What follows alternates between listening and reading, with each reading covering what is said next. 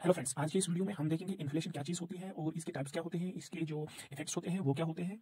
तो चलिए स्टार्ट करते हैं। इन्फ्लेशन का मतलब हो गया अगर बहुत सारी चीज़ों में मतलब मार्केट में जो भी चीज़ें हैं उनमें से अक्सर चीज़ों के दाम बढ़ जाएँ तो उसका हम कहते हैं कि ये इन्फ्लेशन है। और प्राइस राइज थोड़ा सा नहीं होना चाहिए, प्राइस राइज ज़्यादा होना चाहिए। फॉर एग्जाम्पल वी कैन से मोर देन 6% प्राइस राइज होना चाहिए इन बहुत सारे गुड्स में जो भी मार्केट में प्रेजेंट है। अक्सर जो गुड्स है उनका प्राइस राइज जो होना चाहिए वो मोर देन 6% होना चाहिए, तो इसको हम कहते हैं इन्फ्लेशन। और जो डेवलपिंग कंट्रीज है उसमें से उनमें अगर 4 से 5% प्राइस राइज है तो इसको इन्फ्लेशन कहते हैं। और अगर हम डेवलप्ड कंट्रीज की बात करें तो उसमें अगर 2 से 3% भी प्राइस राइज हो जाएगा तो इसको हम कहते हैं इन्फ्लेशन वहाँ पे, क्योंकि जो डेवलप्ड कंट्रीज है उनको ग्रोथ की ज्यादा जरूरत नहीं होती है, उनकी इकोनॉमी ऑलरेडी बढ़ चुकी है, वहाँ पे प्राइस राइज का नेगेटिव इंपैक्ट पड़ जाता है। और डेवलपिंग कंट्रीज में जो प्रोडक्शन होती है, जो प्राइस राइज है वो इंपॉर्टेंट है उनकी ग्रोथ और डेवलपमेंट के लिए। तो इसका मतलब हो गया inflation is a persistent and considerable increase in the general price level for example most of the commodities.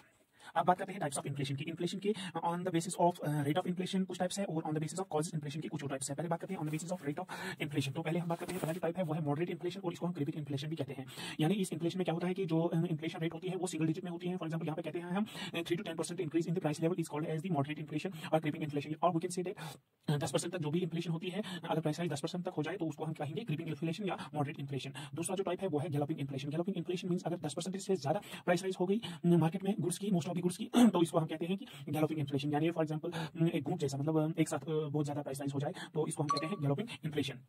और यहाँ पे इसको गैलोपिंग इन्फ्लेशन को एक और नाम देते हैं रनिंग इन्फ्लेशन और हॉपिंग इन्फ्लेशन और रन अवे इन्फ्लेशन। जैसे आप इसको इससे रिलेट कर सकते हैं कि एक घोड़ा जब दौड़ता है तो वो छलांग लगा के दौड़ता है, तो इसी तरह से इसको भी कहते हैं, उसी तरह से इसको भी कहते हैं हॉपिंग इन्फ्लेशन। वो एक साथ नहीं चलता है, स्मूथ नहीं चलता है गाड़ी की तरह, लेकिन वो छलांग लगा के एक जगह से दूसरी जगह तक चलता है।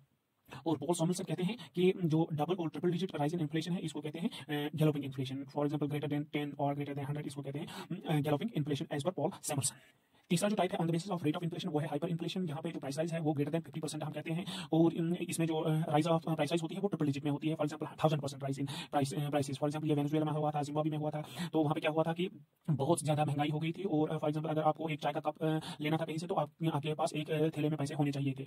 तो इसको हम कहते हैं हाइपर इन्फ्लेशन, यानी इन्फ्लेशन जो है ट्रिपल डिजिट में भी बढ़ जाती है यहाँ पे।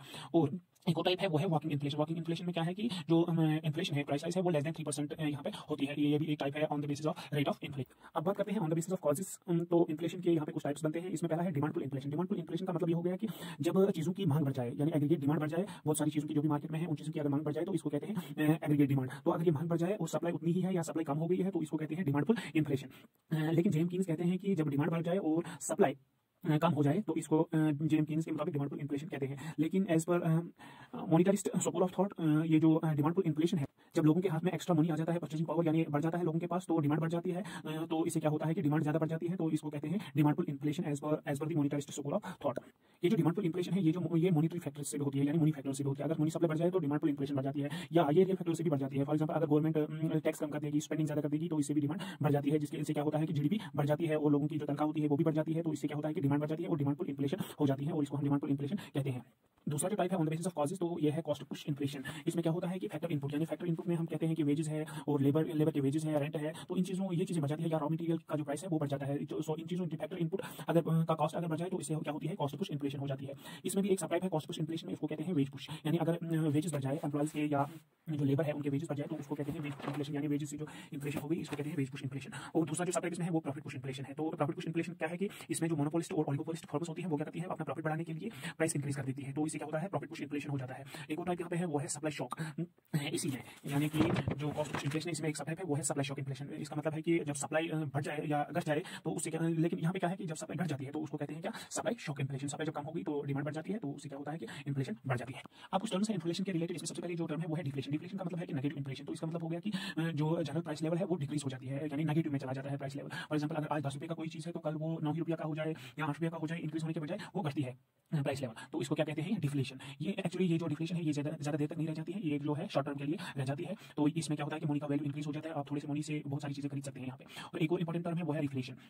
रिफ्लेशन एक इकोनॉमिक मेजर है, इकोनॉमी को रन करने के लिए, इकोनॉमी को ग्रो करने के लिए। ये तभी होता है जब इकोनॉमी में स्लो डाउन आ जाता है। फॉर एग्जांपल आपने देखा 2020 में कोविड-19 की वजह से बहुत सारी फैक्ट्रीज बंद हो गई, बहुत सारे लोगों का जो कारोबार है वो बंद हो गया। तो गवर्नमेंट ने क्या किया, गवर्नमेंट ने टैक्सेस को कम किया, इंटरेस्ट रेट्स को कम किया, जिसकी वजह से जो है इन्फ्लेशन थोड़ा-सा बढ़ गई, वरना इन्फ्लेशन बहुत ज़्यादा बढ़ती और इससे जो है मुल्क का नुकसान हो जाता है, जिससे प्रोडक्शन बहुत बिल्कुल बंद हो जाती, लोग खरीदना बंद कर देते। तो जब गवर्नमेंट ने ये चीज़ की तो लोगों ने सोचा कि ये एक अच्छी बात है, हमको सस्ते में मिलेगा, तो लोगों ने खरीदना शुरू कर दिया, लोगों ने स्पेंड करना शुरू कर दिया। ये जो रिफ्लेशन है ये एक्चुअली एक मेजर है जिससे इकोनॉमी को और बूस्ट किया जा सकता है। एक और कंसेप्ट है इन्फ्लेशन में, वो है फिलिप्स कर्व। फिलिप्स कर्व दी थी एल्बॉन विलियम फिलिप्स ने, जो कि एक ब्रिटिश इकोनॉमिस्ट थे, और इसमें रिलेट किया जाता है इन्फ्लेशन को अनएम्प्लॉयमेंट से। इन्फ्लेशन जो है एज पर फिलिप्स वो इनवर्सली रिलेटेड है अनएम्प्लॉयमेंट से, यानी जब अनएम्प्लॉयमेंट ज्यादा होती है तो इन्फ्लेशन कम होती है, अगर इन्फ्लेशन ज्यादा हो गई अनएम्प्लॉयमेंट कम होती है, तो इसका जो है नेगेटिव रिलेशनशिप इन दोनों के दरमियान है एज पर फिलिप्स। लेकिन एक और टर्म है यहाँ पे, वो है स्टैगफ्लेशन। स्टैगफ्लेशन का मतलब हो गया कि जब अनएम्प्लॉयमेंट बढ़ जाती है तो इन्फ्लेशन भी बढ़ जाती है, और यहाँ स्टैगफ्लेशन में क्या होता है, there is slow economic growth. Economic growth जो होती है वो स्लो होती है, और अनएम्प्लॉयमेंट जो होता है वो भी ज्यादा होता है, अनएम्प्लॉयमेंट भी ज्यादा और इकोनॉमिक ग्रोथ भी स्लो होती है। और ये जो प्रोसेस हुई थी ये हुई थी यूएसए में 1970 में, और ये जो स्टैगफ्लेशन है ये फिलिप्स कर्व को मतलब रॉन्ग साबित करती है, इससे मतलब साबित होता है कि फिलिप्स कर्व ऑलवेज वैलिड नहीं होती है। एक और टर्म है यहाँ पे स्टैगफ्लेशन। स्टैगफ्लेशन का मतलब ये हो गया है कि price rise in particular set of categories, सब कैटेगरीज में सब चीजों में प्राइस राइज नहीं होगा, कुछ कैटेगरीज में से ये प्राइस राइज हो जाएगा, फॉर एग्जांपल या किसी एक सेक्टर में हो जाएगा, इंडस्ट्रियल सेक्टर में हो जाएगा, एग्रीकल्चर सेक्टर में हो जाएगा, या सर्विस सेक्टर में हो जाएगा, या किसी कैटेगरी ऑफ प्रोडक्ट्स में हो जाएगा, तो इसको कहते हैं स्टैगफ्लेशन। ये एक नैरो कांसेप्ट है। इन्फ्लेशन में क्या होता है कि general price almost all commodities का प्राइस इंक्रीज हो जाता है, लेकिन स्टैगफ्लेशन में कुछ ही चीजों का दाम बढ़ जाता है।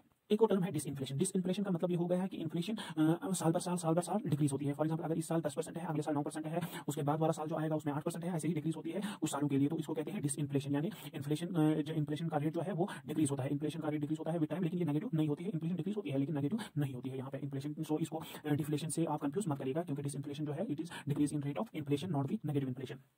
एक और टर्म यहाँ पे है इन्फ्लेशन टारगेट। इन्फ्लेशन टारगेट का मतलब ये हो गया है कि कुछ गवर्नमेंट्स, कुछ सेंट्रल बैंक्स कंट्रीज के वो क्या करते हैं, एक टारगेट रखते हैं कि इन्फ्लेशन रेट क्या होनी चाहिए अगले साल में, तो उसी के हिसाब से वो अपना ग्रोथ कैलकुलेट करते हैं कि क्या होगी उनकी ग्रोथ, और क्या मतलब वो अगले साल के लिए प्रेडिक्ट कर सकते हैं, नेक्स्ट फाइनेंशियल ईयर के लिए प्रेडिक्ट कर सकते हैं। जब वो कहते हैं कि इन्फ्लेशन ऐसा होना चाहिए, तो इसके लिए वो कुछ मेजर्स भी लेते हैं। फॉर एग्जाम्पल मॉनेटरी पॉलिसी में कुछ चेंजेस लाते हैं, या फिजिकल पॉलिसी में कुछ चेंजेस लाते हैं, जिसकी वजह से वो ये टारगेट अचीव करने में ऑलमोस्ट थोड़ा सा मतलब सक्सेस पा लेते हैं। ये टारगेट इन्फ्लेशन परसेंटेज कितना होना चाहिए, तो इसको अचीव करने के लिए कुछ मेजर्स भी लाते हैं, तो तभी उसमें कामयाब हो सकते हैं वो।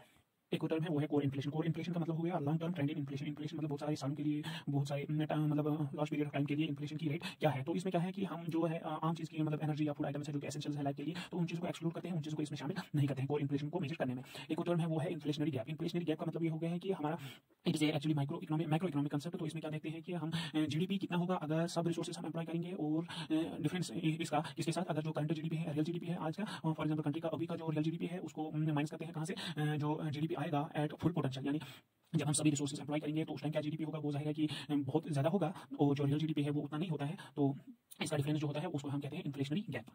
अब देखते हैं इन्फ्लेशन के क्या क्या इफेक्ट्स हैं और किन लोगों पे क्या इफेक्ट्स पड़ जाते हैं इन्फ्लेशन से। सबसे पहले on creditors and debtors. On creditors वो जो क्या क्रेडिटर्स क्या लोग होते हैं, वो पैसा लोगों को देते हैं। फॉर एग्जांपल बैंक एक आम आदमी को देता है, तो उनके लिए क्या होता है कि जब वो फॉर एग्जांपल एक साल बाद वो पैसा वापस ले लेते हैं, तो उसका वैल्यू घट जाता है इन्फ्लेशन के दौरान।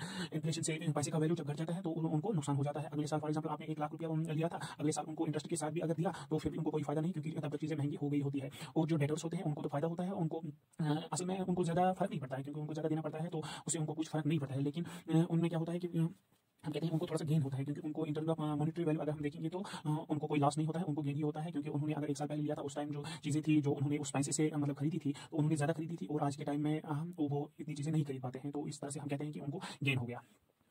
और जो दूसरे हैं वो है प्रोड्यूसर्स और वर्कर्स। प्रोड्यूसर जो लोग होते हैं उन्होंने जब प्राइसेस इंक्रीज हो जाती हैं कमोडिटीज़ की, तो जो अपना प्रोड्यूस करते हैं चाहे फैक्ट्री से या आम लोग हैं, कोई भी जो भी प्रोडक्शन करता है तो उसकी प्राइसेस जब बढ़ जाती है तो उनको फायदा हो जाता है। और वर्कर्स का जो हाल है वो लूज करते हैं, क्योंकि उनके वेजेस, उनकी सैलरी इजीली नहीं बढ़ती है, और शॉर्ट टर्म में उनकी सैलरी नहीं बढ़ती है, तो उनको तो नुकसान ही उठाना पड़ता है, क्योंकि जो चीज़ें उनको बाद में उस पैसे से खरीदनी पड़ती है वो महंगी हो जाती है। और साथ में जो फिक्स्ड इनकम अर्नर्स है, फिक्स्ड इनकम अर्नर्स के लिए भी ये एक नुकसानदेह चीज़ है इन्फ्लेशन, क्योंकि उनकी जो सैलरी है अगर फिक्स है तो चीज़ें रोज रोज महंगी होती जा रही है, तो उनको इससे नुकसान हो जाता है। Traders, businessman and black marketers, इन सबको फायदा हो जाता है, क्योंकि ये खरीद फरोख्त करते हैं, तो अगर आज मतलब 10 रुपये में कोई चीज़ ली, कल इसके दाम बढ़ गए तो 20 रुपये में बेच दिए, तो इनको फायदा हो जाता है। और यहाँ पे फार्मिंग सेक्टर है, फार्मर्स जो है उनको भी फायदा हो जाता है, क्योंकि फार्मर्स जब किसी चीज़ की प्रोडक्शन करते हैं तो उसके दाम अगर बढ़ गए, तो इन्फ्लेशन से उसके दाम अगर बढ़ गए तो उनको फायदा हो जाता है, उनको ज़्यादा पैसा मिलता है विद टाइम, क्योंकि उन्होंने जब कल्टीवेशन के दौरान वो जो पैसा उसमें लगाते हैं तो कम पैसा लगता है, और जब बाद में for example at the end of year वो जब इसको बेचते हैं तो उनको ज़्यादा पैसा मिल जाता है। अब देखते हैं इन्फ्लेशन से प्रोडक्शन में क्या फर्क पड़ेगा। जब इन्फ्लेशन बढ़ जाती है तो प्रोडक्शन ऑफ कैपिटल और कंजप्शन गुड्स, कैपिटल गुड्स का मतलब हो गया है जिन चीज़ों को हम इस्तेमाल करते हैं मोर प्रॉफिट अर्न करने के लिए, फॉर एग्जाम्पल मशीनरी हो गई या रॉ मटेरियल हो गया। तो जब प्रोडक्शन बढ़ जाती है, इन्फ्लेशन बढ़ जाती है, तो प्रोडक्शन ऑफ कैपिटल और कंजप्शन गुड्स जो हम मतलब इस्तेमाल करते हैं रोजमर्रा जिंदगी के लिए, तो ये चीज़ें बढ़ जाती है। और जो प्रोड्यूसर्स होते हैं वो अपना सारी रिसोर्सेज इसी में लगा लेते हैं और प्रोडक्शन रोज रोज बढ़ाते जा रहे हैं और ज़्यादा से ज़्यादा प्रॉफिट कमाना चाहते हैं। लेकिन ये भी एक स्टेज तक हो जाता है, क्योंकि एट द एंड वो अपना प्रोड्यूस इतना ज़्यादा नहीं बढ़ा सकते हैं जितनी मार्केट की डिमांड है। या एक और चीज़ वो कर सकते हैं, जब ज़्यादा प्रोड्यूस बढ़ाते हैं, प्रोडक्शन ज़्यादा बढ़ाते हैं, तो इसको स्टॉक पिल करते हैं, जिससे इकोनॉमी में मार्केट में क्या होता है, शॉर्टेज आ जाती है चीज़ों की और उससे इन्फ्लेशन बढ़ जाती है, चीज़ों के दाम बढ़ जाते हैं, तो इससे इकोनॉमी पे नेगेटिव इंपैक्ट और भी ज़्यादा बढ़ जाता है इस ज़्यादा प्रोडक्शन से।